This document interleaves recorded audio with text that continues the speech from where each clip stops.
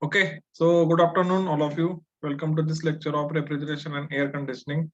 So today we are going to start refrigerants. Okay, so previously it was used to be a separate chapter, but in this new syllabus, it has been included in the first chapter only. Okay, there are some terms which are interrelated to other chapters, which we will come across, but I will explain it. Okay. Because previously it was used to be first chapter, then it was used to be VCRS system, then we used to take the refrigerant. So that sequence was there. But in this new syllabus, refrigerant is been taken in the first chapter itself only. So I will try to explain some other terms which are taken from other chapters, right? So we'll start today. Today's lecture is important. It is about the refrigerants. It is a huge industry.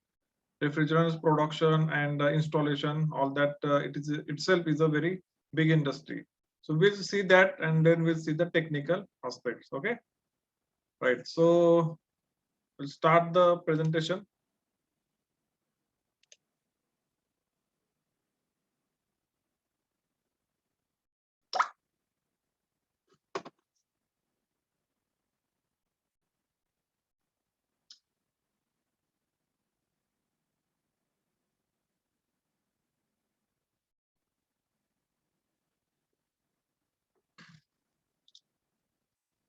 Okay, right.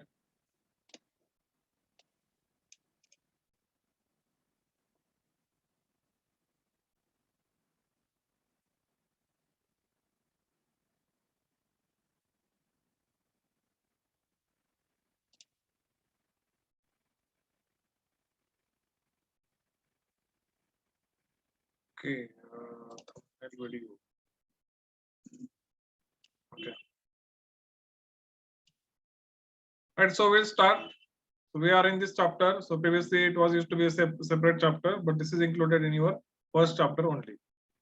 What is the syllabus for this? Like what we'll study from this refrigerants is the classification. First, there will be a classification of refrigerants will be there. Then we'll study the nomenclature. So as you can see, there is a figure. So these are all the cylinders containing the refrigerant under high pressure. So as you can see, there is a name is given to each cylinder. There is a R22, there is a 134A, there is a 404A, there is a 407C, there is a 507. Okay. So such names are given to each cylinder. So there is a nomenclature of refrigerants that we'll study. Then selection of refrigerant. So according to application, we are going to select the refrigerant. So that we'll study. Secondary refrigerant. So there is a classification: primary refrigerant, secondary refrigerants. We'll see. Effect on ozone depletion and global warming and total equivalent warming impact (TEWI). Okay. So this question, this is very common concepts actually are there, and frequently they are asked.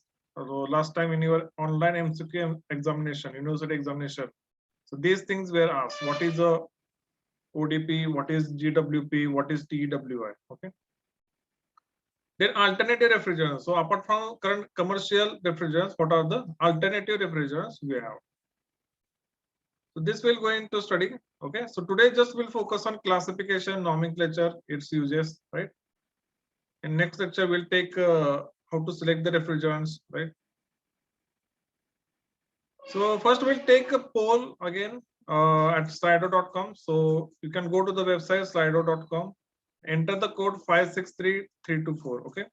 There is a question: is there refrigerant either? Okay. So already in the basics of refrigeration, I have explained you with the analogy to water pumping, right? So I have given the example of water pumping, how we pump water from bottom level to top level. Similarly, how we do the heat transfer from low temperature to higher temperature. In that, I had told you with the help of a vessel, right? In case of refrigerant, it is a refrigerant, right? So you have a question: refrigerant is it a heat absorbing medium, or is it a heat rejecting medium, or is it a both of them, right? So go to the slido.com, enter the code 563324 and vote for it. Let us see how many of you remember it.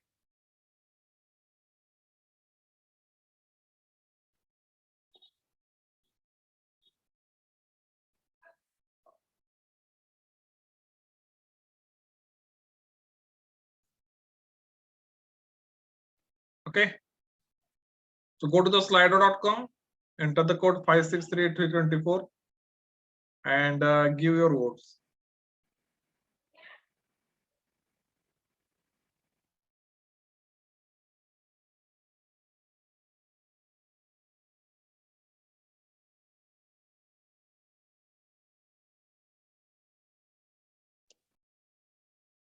So please vote. I see 0 votes are there. Okay.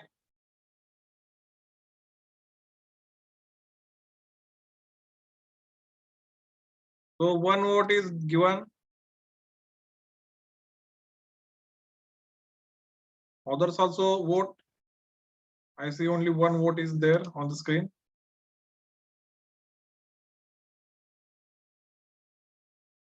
Okay, 2 have voted. Others also vote.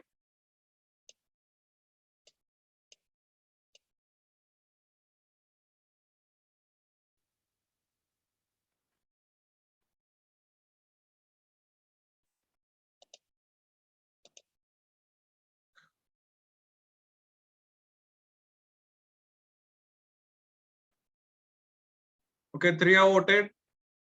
So continue. Let us see how many of you remember. Okay, so it is not a rocket science. Already we have studied.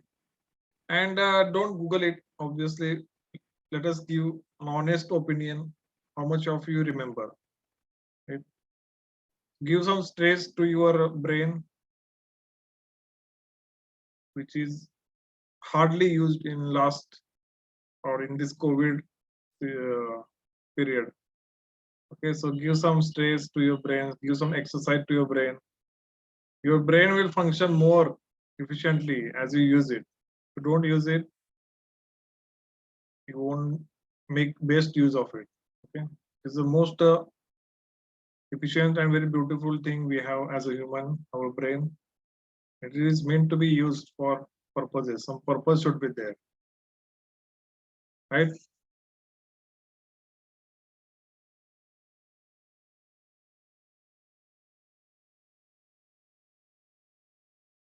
Not only technical, apart from technical, also you should read other books related to finance, related to economics, or even related to geography, environmental. So all aspect your knowledge should be there. It should not happen that you have only mechanical engineering related knowledge. You should have some sound knowledge of electronics, some sound knowledge of computer, electrical, civil also, right? Okay.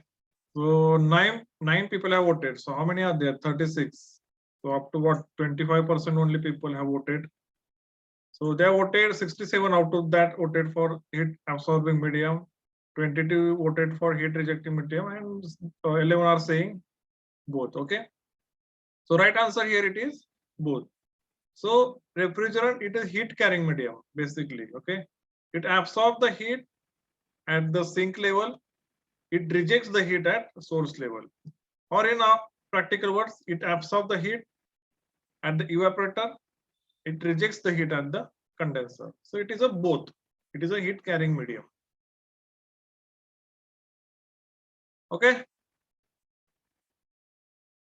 So let us move.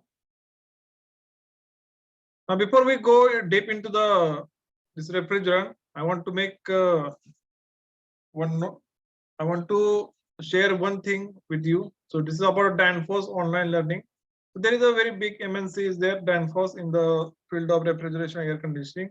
They offer free learning on their website. So you can go to their website, Danfoss, and so there is the option of online learning. So there you can keep up with the latest industry trends and regulations, and learn how to install, service Danfoss products, fulfill continuing education, gain new skills, find in-person training opportunities, get direct access to Danfoss experts. It's a very good platform there. So those who are willing to do their career in drag, they can visit their website. So I will share you that also. So you can go to the danfoss.com. There you can learn. There is a page for learning, Danfoss learning. There you can explore various courses. So recently last year I have enrolled for the course of cold room application, cold room refrigeration, then cold room training program. So this is where I have taken last year. You can also take advantage of it. Okay. Right. You can note down the company name or the website also, danfoss.com. There you can go for the online training. The next semester, your next semester is what I think sandwich pattern whole semester you have to do in the industry. So there at that time you can consider these companies, right? So Danfoss is a very good company. It is basically I think based in the Chennai. Then in refrigerants we have ASHRAE standards. So ASHRAE, as you already know, American Society for Heating, Refrigeration and Air Conditioning Engineers. This is a international organization which sets standards for the refrigeration and air conditioning. So there are two standards are there. First is ASHRAE standard 15. So it is a safety standard for refrigeration systems directed towards the safety of person and property or near the premises where refrigeration facilities are located.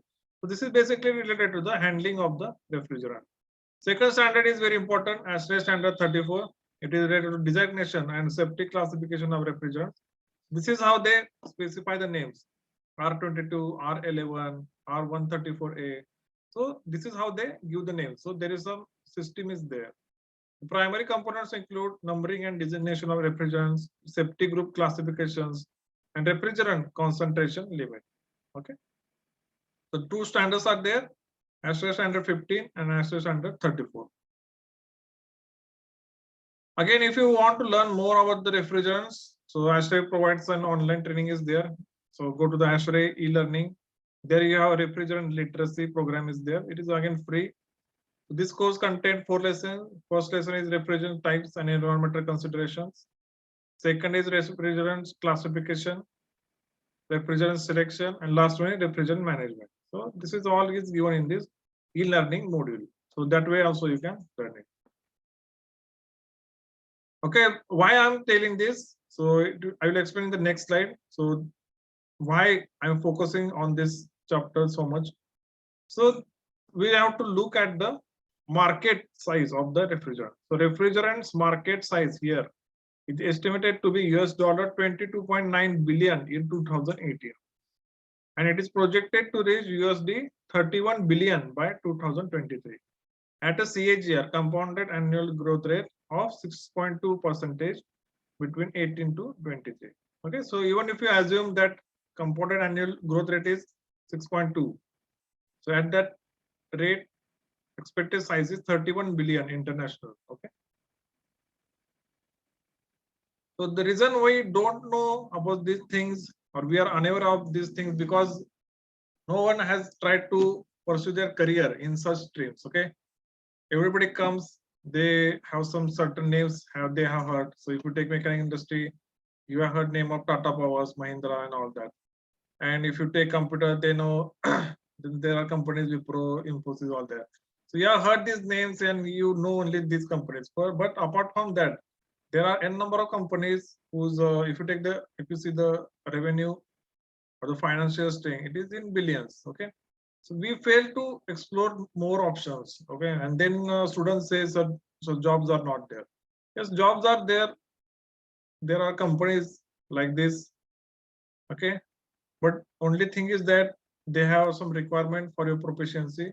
You should be more proficient in the field of refrigerants. You should know theoretical knowledge as well as practical knowledge. And if you have some good proficiency, then companies will definitely will consider you. Only thing is that you have to do data mining. So you have to actually go into the market, search the name in the field of refrigerants, and then you can search those companies, apply for jobs. Okay, right. So there are some market leaders are there. So Arkema is there, Honeywell is there. So Honeywell is a very good organization. Sinochem is there, Daikin is there. So these are some organizations which are very famous in the field of refrigerants. So you can consider this as one of your career options.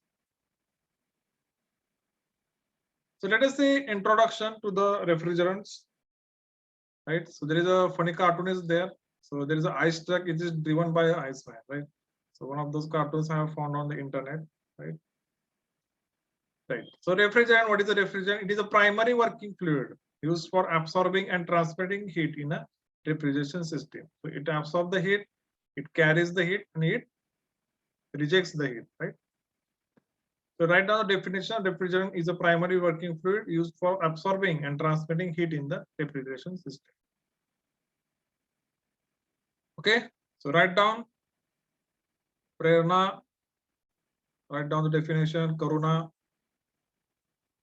then Aniket Bansode, Vinayak Bapad, Pratik Deshmukh, Nilesh Kadam, Amol Mai, Nanavre, Yasser Khatik, Aftab Sheikh, Akash Mane, Harshada Patil, Rishikesh Valuskar, Sandeep Bagul, Vaibhav Londe, Sushant Jadhav. Okay, so write down the definition for the refrigerants. It is a primary working fluid used for absorbing and transmitting heat in a refrigeration system. Okay.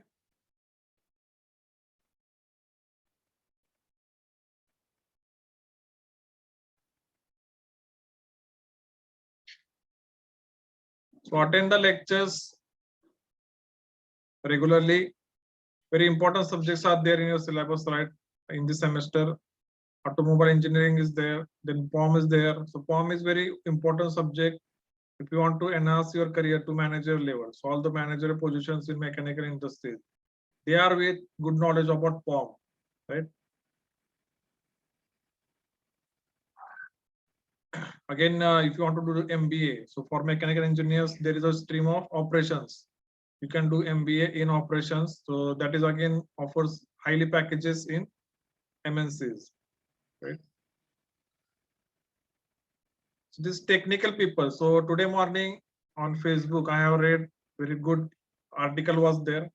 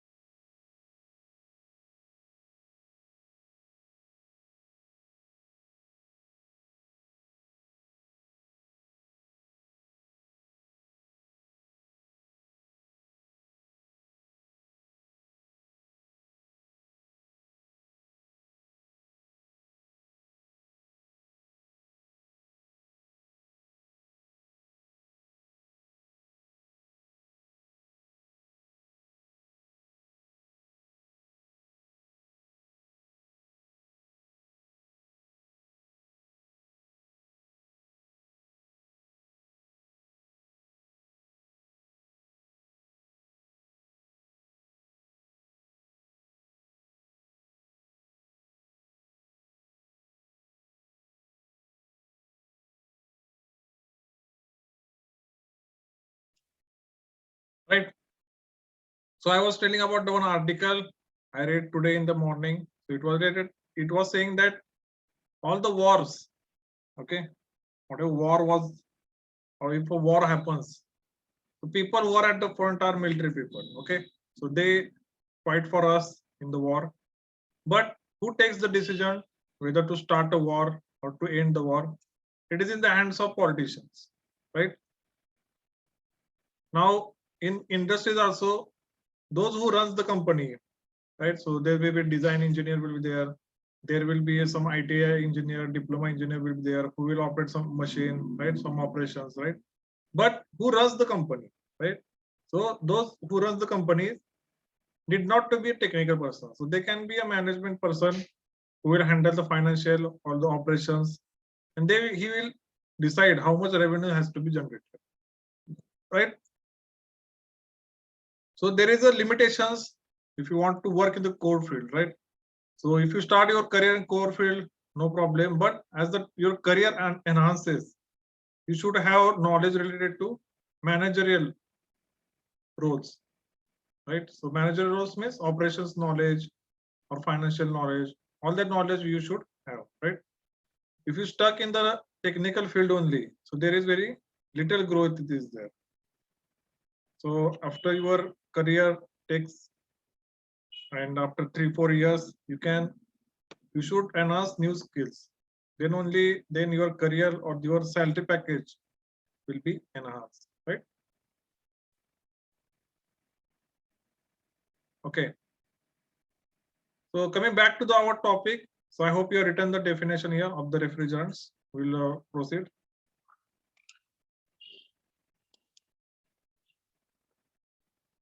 So in a principle, any fluid can be refrigerant. So any fluid means if you take water also, water can also absorb the heat, carries the heat and rejects the heat. It can also act as a refrigerant, right? Then refrigerants absorb the heat at low temperatures and low pressure and release the heat at a higher temperature and higher pressure, right? Low temperature, low pressure means that will be temperature of refrigerator or a room. Release the heat at higher temperature and pressure, that will be the temperature of atmosphere.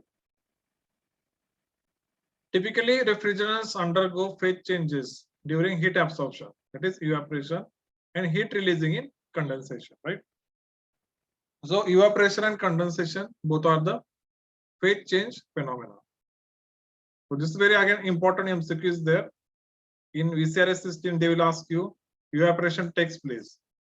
So it takes place at constant temperature. So ideally it should take place at constant temperature. That means phase change takes place.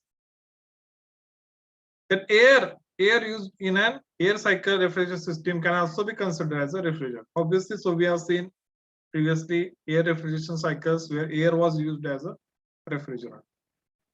We'll focus on those fluids that can be used as refrigerants in VCR systems only. VCR means vapor compression refrigeration. So we'll see what are the refrigerants generally used in VCR system. So all the commercial applications, 99% or 90%, 90 to 99% are based on VCR systems, vapor compression refrigeration. Okay. So if you have any doubt up to this point, you ask, because from this points onwards, things will get more technical. Okay. Right. So there is a classification of refrigerants, primary refrigerants and secondary refrigerants. We'll see first primary. The primary refrigerants are those fluids which are used directly as working fluids. For example, in VCR and absorption based system. Directly means there will be refrigerant and refrigerants will flow through the pipes, right? Air will come in contact with the pipes and then air will be cooled, right? So this is a direct heat transfer between refrigerants and air. Now secondary means in secondary, the refrigerant will first cool the water. So that name is given chilled water. Then that chilled water will cool the air. Okay, so I hope you are understanding. Primary means the refrigerant will directly cool the air inside the room. In secondary, refrigerant first will cool down the water. So that water we are calling it a chilled water. And that chilled water will cool the air inside the room.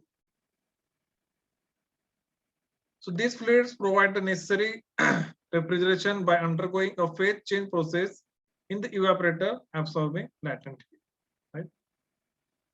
So secondary refrigerants. So unlike primary, secondary refrigerants do not undergo phase change. They transport energy from one location to other. Okay.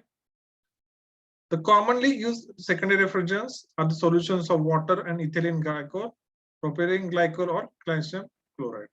So it is generally called as brine water, water plus salt. These solutions are known under the general name of brines. Okay, so it is generally called as brine.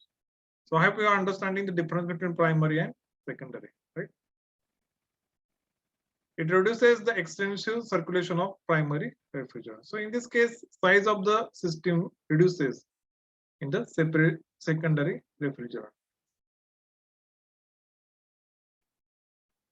Okay, so this is about the introduction to the refrigerants. Next, we'll see the properties required for an ideal refrigerant. Okay.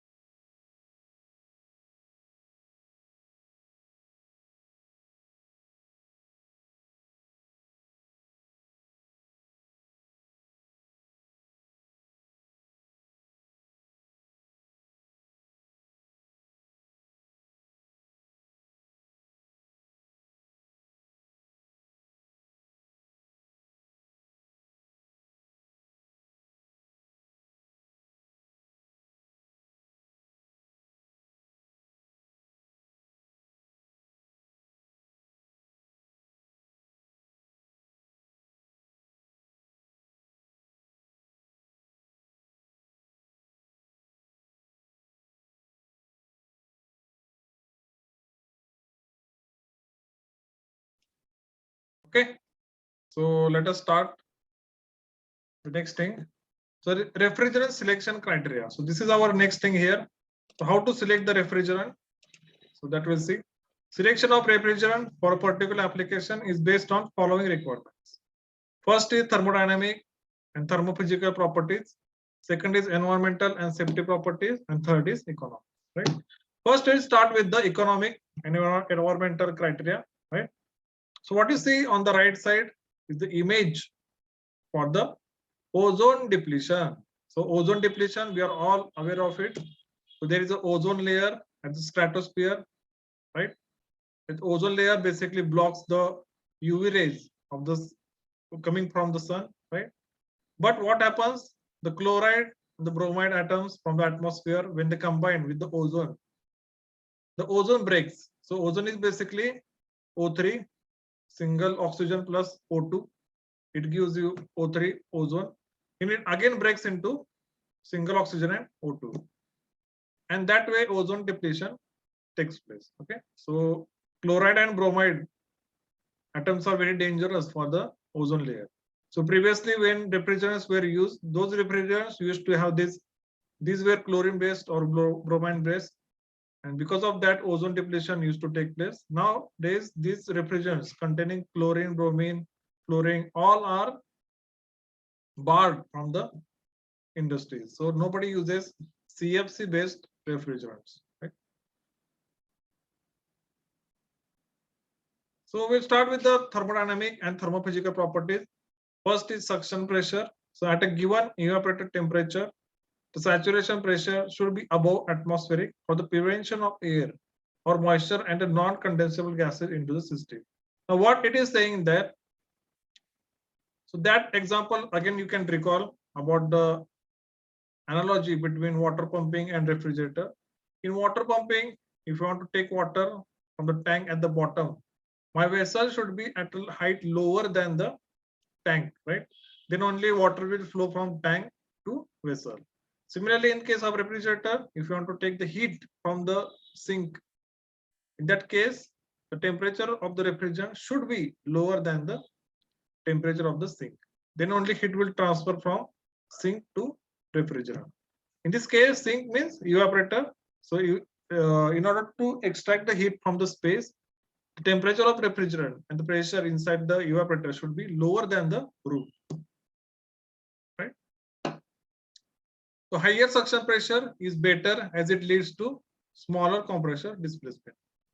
So that if you remember the diagram for a Rankine cycle. So in Rankine cycle in thermodynamics, if you want to increase the efficiency, we wanted to increase the area, we wanted to increase the boiler pressure, we wanted to decrease the condenser pressure. This is reverse in the case of refrigeration. In case of refrigeration, evaporator pressure and that should be higher, and the condenser temperature and the pressure should be lower. So what is that we'll study when we study the chapter of VCRS. That time you will come to know why it is important. Second is discharge pressure. That means pressure of condenser. At a given condenser temperature, the discharge pressure should be as small as possible to allow lightweight construction of compressor, condenser, and pipes. Right. So this is a design criteria for the VCRS system. Then about the pressure and compression ratio should be as small as possible for high volumetric efficiency and low power consumption. This is related to refrigeration cycle. Latent heat of vaporization so should be as large as possible. For a refrigerant, latent heat should be more. So that the required mass flow rate per cooling capacity will be small. So in lesser volumes, we can absorb more heat. This is a general equation is given for the pressure ratio, pressure of condenser divided by pressure of expansion. Trade-off is required between the latent heat of vaporization and pressure ratio. So see here in this case, this is the latent heat and this is the pressure ratio. Okay. Now we require latent heat more and we require pressure ratio to be low. Okay. So see here, pressure ratio should be low, but latent heat should be more. But in this relation, if you can see, it is directly proportional. So trade-off is needed. This should be low and this should be high. Some balance has to be done. Then isentropic index of compression, that is gamma, should be as small as possible so that the temperature rise during the compression should be small. Okay. So that relation you know, T2 by T1 is equal to P2 by P1, that is pressure ratio raised to gamma minus 1 upon gamma. So that gamma value should be low. Liquid specific heat. So should be small so that the degree of subcooling will be large, leading to smaller amount of flash at the evaporator inlet. This is a very advanced at this level. So we will explain this when we study the flash in the multi evaporator systems, right? But remember that specific heat should be low. Vapor specific heat should be large so that the degree of superheating will be small. Okay. Again, this will explain. I will explain you in the VCRS system. So, but time being, you remember liquid specific heat should be low, but vapor specific heat should be large. The specific heat is what? Specific heat is the amount of energy required to raise the temperature by 1 degree Celsius per kg. Thermal conductivity. So, in order to extract the heat, release the heat, what should be the thermal conductivity? Okay. So, I will leave this up to you guys. You type in the chat box that what should be thermal conductivity. Should it be high or should it be low? So type your answers in the chat box. Let us see how many of you can really connect with this. What is happening? Thermal conductivity of the refrigerant should be low or high. Okay.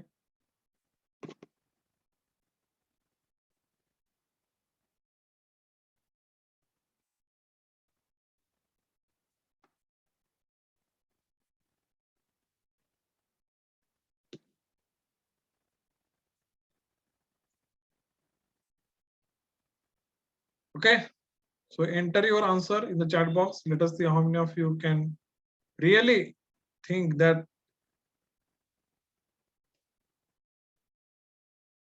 about the refrigeration systems. Okay.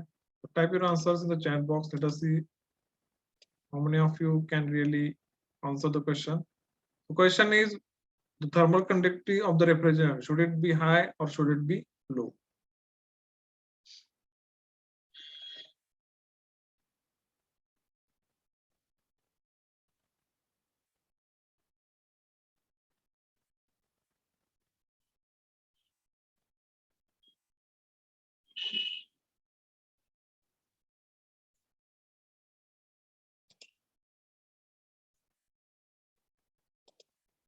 Okay, so I'm expecting answers. Type in the chat box.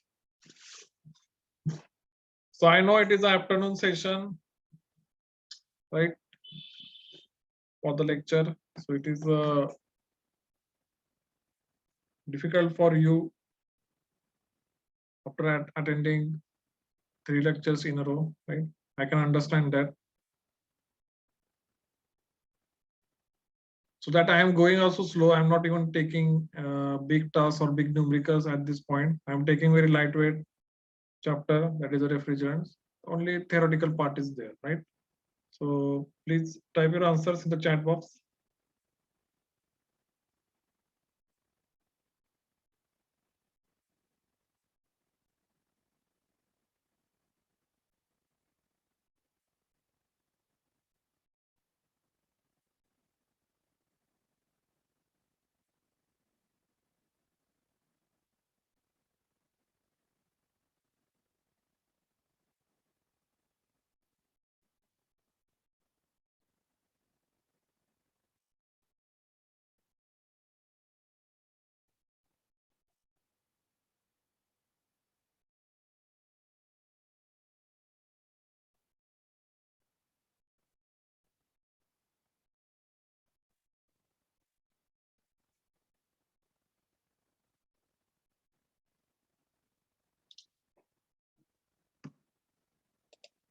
Okay, high thermal conductivity, I think, right? So good that you are given some try to it. So let us see the answer. Thermal conductivity in both the liquid as well as vapor phase should be high for higher heat transfer coefficient. Okay, so that was very straightforward question. So we want more heat transfer to take place, so thermal conductivity should be higher, right? So again, this was not very difficult question. Heat thermal conductivity is determines the rate of heat transfer. You might have studied Q is equal to K into L dt by dx. So I hope you remember those formulas. Ka dt by dl. If you take the heat transfer to thick walls, right? So recently, new research is going on the paints. So the paints we apply to the walls of the building. So now research is going on how we can avoid the heat transfer inside the building. Okay, so white color is okay. So white color gives or it deflects the radiations. It has had 100% reflectivity. But in case of heat transfer, that also they are studying how we can restrict the heat transfer inside the building. Automatically heat transfer takes place from atmosphere inside to the inside of the building, and we feel hot inside the room, right? Now, in order to avoid that, now scientists or the researchers are doing a work on the paints. So there are new paints will be available in the future, which will keep the room very cool. Again, viscosity. So let us see how many of you can crack this. So in order to refrigerant flow inside the system, viscosity should be high or should be low. Again, viscosity is a resistance to the flow. This you have studied in the fluid mechanics, right? Viscosity determines that how fast the fluid can flow. So again, you have one non-dimensional or sorry dimensionless number, Reynolds number, which is a ratio of inertia force or viscous force. So it actually determines that how fast a fluid can flow inside a pipe or over a plate. So let us see your opinions. The viscosity should be high or should be low.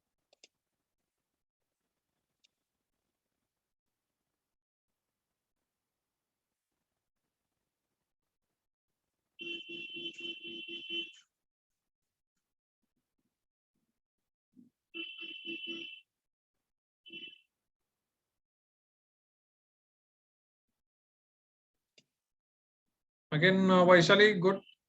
Okay, you're said low. Okay, so any other answers? So I hope all are remembering this basic properties. Viscosity is the property of the fluid, right? Okay. So viscosity should be small in both the liquid and vapor phases for smaller frictional pressure drops. See, when the viscosity is more, that means it offers more resistance to the flow. That means the liquid or the fluid creeps, that means it moves very slowly.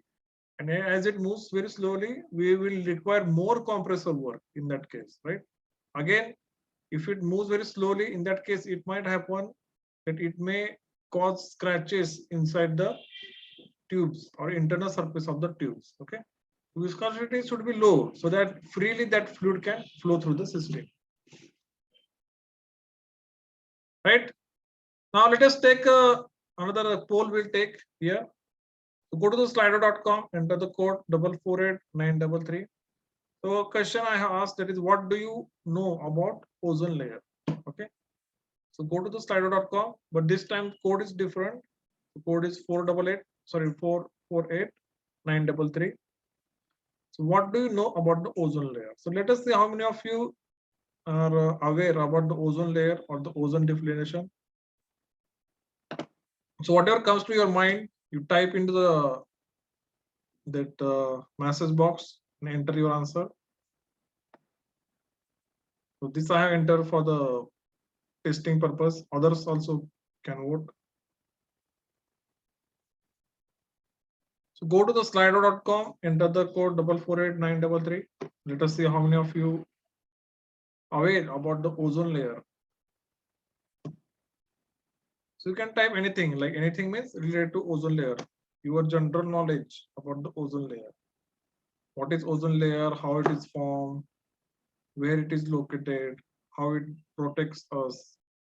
So that you can put in the message box. Okay. Don't put here on the chat box. You can put there on the slido.com. Let us see your responses.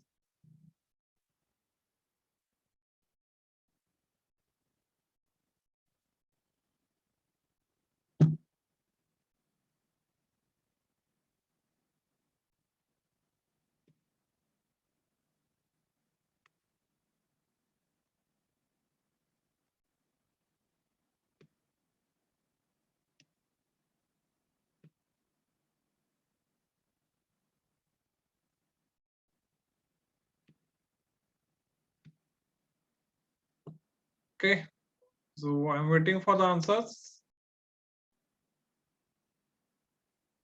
Ozone layer is again very common term, and question is asked that in general, what you know about the ozone layer? Okay, so should I take names? If they don't respond, I might cancel their attendance, right? So I'll take randomly names. Let us see how many of are there actually. So Omkar Jagtap. Omkar Jagtap. So put your answer in the chat box. Let us see if you can respond to it. Then Vishwajit Shinde.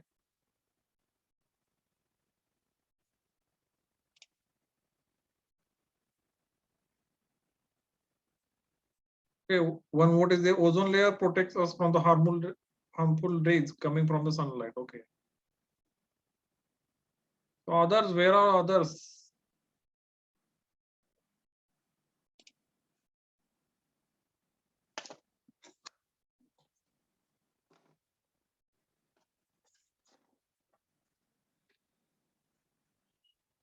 This is where a GQ question is there about the ozone layer.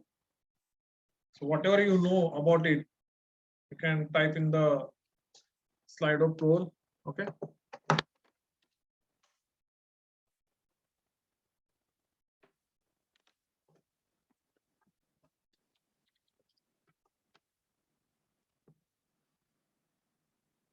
Okay, absorbs most of the ultraviolet radiation reaching the earth from sun. Okay, good. It protects us from the UV rays by absorbing them. It protects us from UV rays. Okay. Ozone layer protects us from the harmful rays coming from the sunlight. Okay. Right. So good. So you are aware. So those who have typed, they are aware of this ozone layer. Now let us go into that. So first, now we'll study about the environmental and safety properties. So up to this point, we have studied thermophysical properties. Now we'll study the environmental and safety properties. So what the figure you see on the screen is a big ozone hole which was observed on the Antarctica region in 1998. Okay, theoretically it is not a hole. Okay, it means that there is a lesser concentration of ozone in the stratosphere above the Antarctica region. Now, why it was happening? We'll see. In contemporary times, environment friendliness of the refrigerant is a major factor in deciding its uses. So it is designed by or it dependent on the ozone depletion potential. So there are the substances, ozone depleting substances, ODS are there, which contributes to the depletion of the ozone. We don't want to use them. Okay. So how we can decide that this material has more depleting power, this material has lesser depleting power. So that is determined from their ozone depletion potential, right? Okay. So we take a reference substances. So in this case, reference material is CFC. Chlorofluorocarbon we take its ozone depleting potential, we mark it as 1, and then we measure the ozone depletion potential of other substances. So the CFC is the basis, then based on its potential, others are being compared, right? So according to Montreal Protocol, so when this hole was observed on the Antarctica region, international conference or the meeting was taken, so that is named as Montreal Protocol. The ODP, ozone depletion potential of the refrigerant should be 0. That is, there should be non-ozone depleting substances. So there should be no ODS. Refrigerants having non-zero ODP have either already been phased out. So R11, R20, they were having chlorine abstract or atoms into it, so they are being phased out. We don't use them longer, or will be in near future. So R22, which is currently used, but it will not be used in the future because of its ozone depletion potential. Since ODP depends mainly on the presence of chlorine or bromine in the molecules, refrigerants having either chlorine, that is CFC, or HCFCs, hydrochlorofluorocarbons, or bromine cannot be used under the new regulations. Okay, so CFC, we don't want CFC because of its ozone depletion potential. Right now, second term here it is GWP, that is a global warming potential. We are very aware of the GHGs, greenhouse gases, right? Like CO2, NOx, SOx gases are there, which contribute to the global warming. How they contribute? They remain in the atmosphere. They have larger absorptivity. So they absorb the rays, they absorb the heat. And as the heat content increases in the layer of the atmosphere, so automatically temperature increases. And as the temperature increases, we are calling it as a global warming, right? So here in this case, CO2 is taken as base substance. So we calculate the GWP for the CO2. That is taken as reference, okay? With that reference, others GWP is compared, right? So this is a graph for the GHGs, greenhouse gases. So 28% GHGs are coming from the transportation, 32 are coming from the electricity, 10% from the agriculture, from industry 20%, and 10% from the commercial and residential. GWP is the heat absorbed by any greenhouse gas in the atmosphere as a multiple of the heat that could be absorbed by the same mass of carbon dioxide. So carbon dioxide is the reference material. Refrigerants should have as low as GW value as possible to minimize global warming. Okay. Refrigerants with zero ODP but high value of GWP, for example R134A, are likely to be regulated in the future. Okay. So they should not have lower global warming potential. This should not be regulated. Okay. So this is a mistake there. And the last point here, it is total equivalent warming index. So what is it? So in this case, we are considering leakage of refrigerants. So whatever damage takes place because of direct whatever loss or damage takes place due to direct leakage of refrigerants plus indirect damage. So both we are taking, and then we are calling it as a TEWI, total equivalent warming index. The factor TEWI consider both direct due to release into the atmosphere and indirect through energy consumption, contributions of refrigerants to global warming. Okay. Now, naturally, refrigerants with as a low value of TWI are preferable from global warming point of view. Okay. Right. Now, this is a table given for greenhouse gases. So their GWP is compared. This table is very important. See here, this is a greenhouse gas. We have CO2 is GWP, global warming potential. For 100 years, it is 1. So that is a reference value. Then we have CH4, that is methane. Its GWP is 23. So it is 23 times more dangerous than CO2. N2O is 296 and SF6, that is 22,200 GW. So this is 22,200 times dangerous than CO2. So how to calculate TWI? So we take a GWP direct, so because of refrigerant leakage, and GWP by indirect, right? So there's a formula here: GWP into mass into leakage into N. N is life. Then GWP into M, that is a refrigerant mass into that what is the indirect loss that has been considered. Okay. So in TWI, total equivalent warming index, we are considering global warming directly plus global warming indirectly. Now, containing that fourth factor in environmental, we have toxicity. So toxicity is a relative term which becomes meaningful only when the degree of concentration and the time of exposure required to produce harmful effects are specified. In this case, we have to define the concentration. So म्हणजे शेतात देखील आपण बरेचसे fertilizers use करतो, which are very toxic. On that specifications, which no one reads actually, but one should read. That is given, that concentration is given and time of exposure is given. So concentration is high and the exposure is very less. In that case, so exposure is also more. In that case, that person may die. Okay, so exposure should be less, concentration also should be less. That way it can be less toxic. There is a toxicity. And fifth one is flammability. So flammability means the ability to catch fire. Refrigerants should preferably non-flammable and non-explosive. For flammable refrigerants, special precautions should be taken to avoid accidents. Right? Based on above criteria, ASHRAE has divided refrigerants into 6 safety groups: A1 to A3 and B1 to B3. We see that, so there is a chart is there. So see, this chart is there, right? So on x-axis, it is increasing toxicity. On y-axis, increasing flammability. So there is a class A1. Class A1 means it has lower toxicity and it has low non-flammability. Okay, non-flammability. So it is non-flammable. It does not catch fire and it is less toxic. So that is A1. Now, if I increase,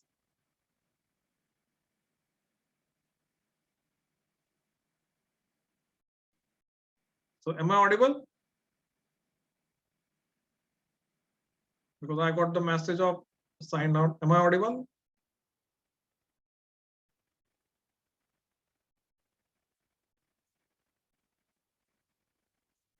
So somebody, yes.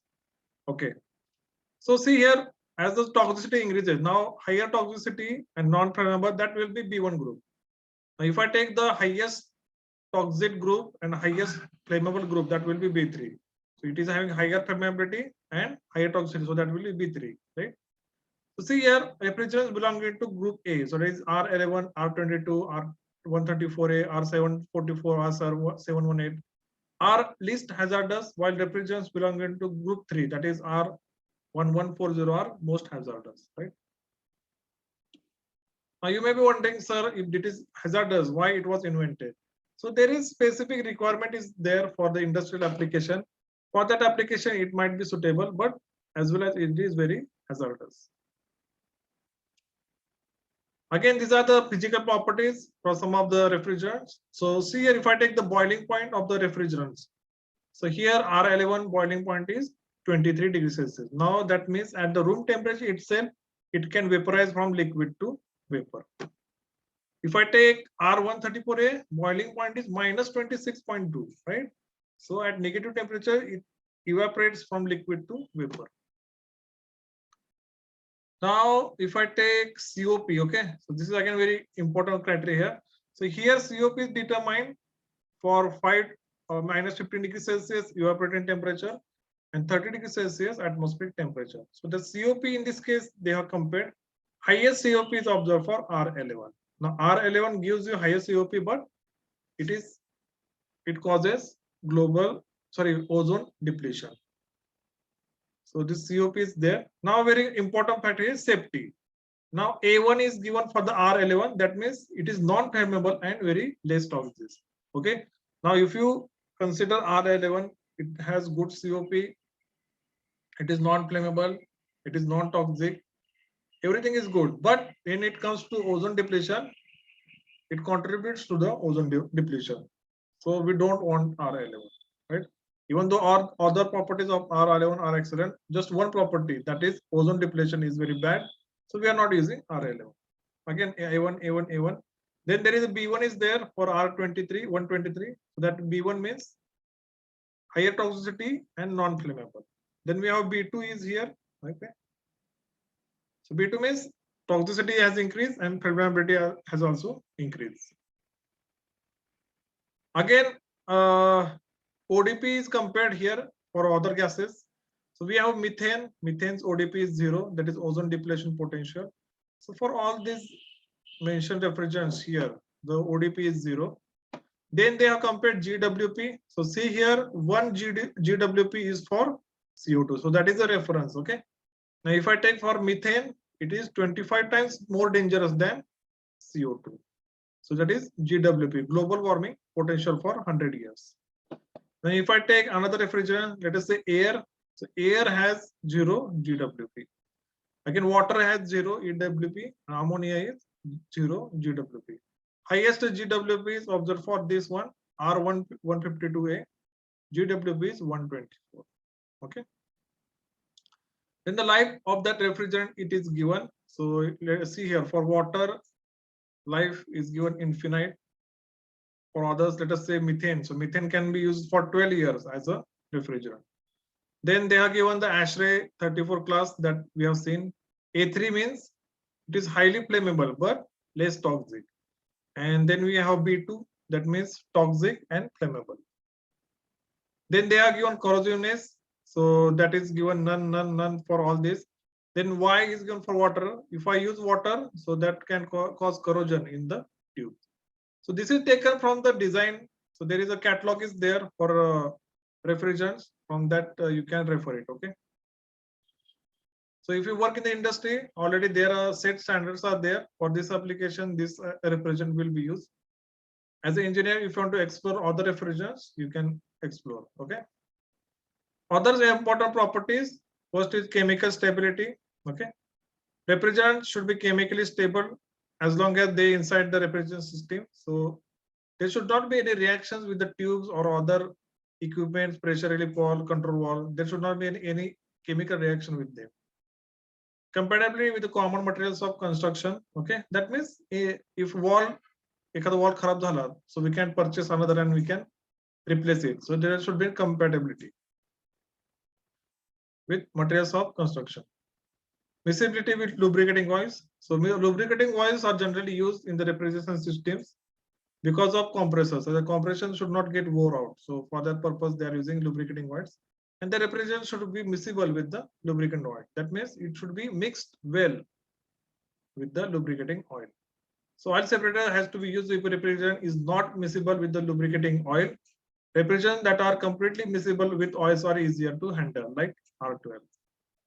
Dielectric strain. Okay, so this comes under when there is a electric potential is applied, right? This is an important property for system using hermetic compressors. For this system, the refrigerant should have a high dielectric strains as possible. So it not get the ionic structure of the fluid. It should not get disturbed under electric potential. So that dielectric strain should be high. So that was about the environmental and other properties. And last one here, it is economics. So we have 3 properties to consider for refrigerant. First one is thermophysical properties. Second is environmental and safety properties. Third is economics. economics, the refrigerant should have probably or preferably be inexpensive and easily available. So that is a every manufacturer, every industry goes for this criteria. It should be inexpensive and it should be easily available. Right? So that was about the third criteria of economics. With this, today's lecture ends. Quickly, I will take a quick review of whatever we have learned today. Right? If you have a question, you can ask. Right? So we started the refrigerants. I've taken a poll about the refrigerants. So refrigerant is the heat carrying medium, right? Remember. Then we have seen the standards. ASTO standard 50 and 34 contributes for the refrigerants. Then we have seen introduction part. Then we have seen classification of refrigerants. Then we have seen the selection criteria for the refrigerants. In that we started with thermodynamic properties. Then we went. So don't type the roll numbers. I have not asked you yet, right?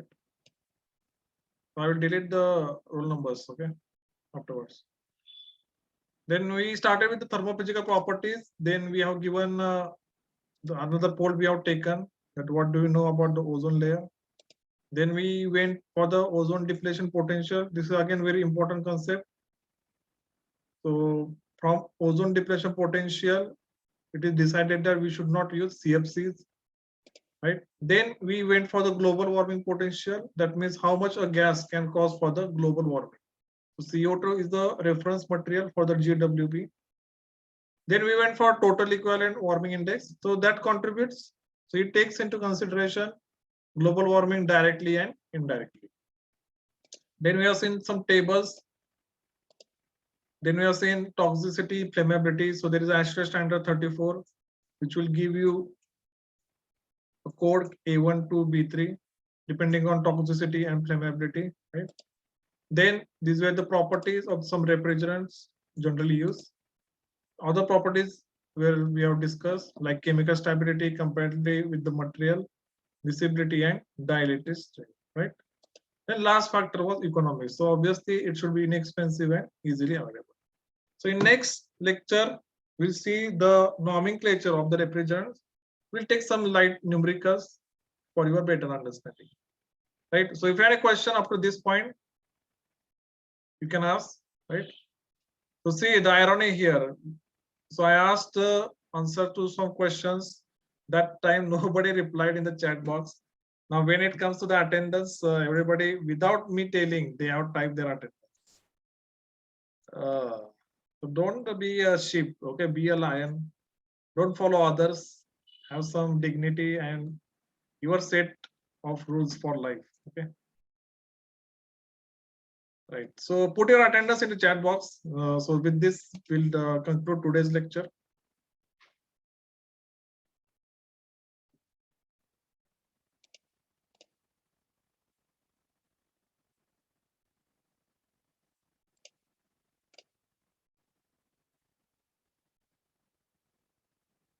Okay. So put your attendance in the chat box. And be attentive, okay? Whenever I ask questions, type your answers in the chat box, okay?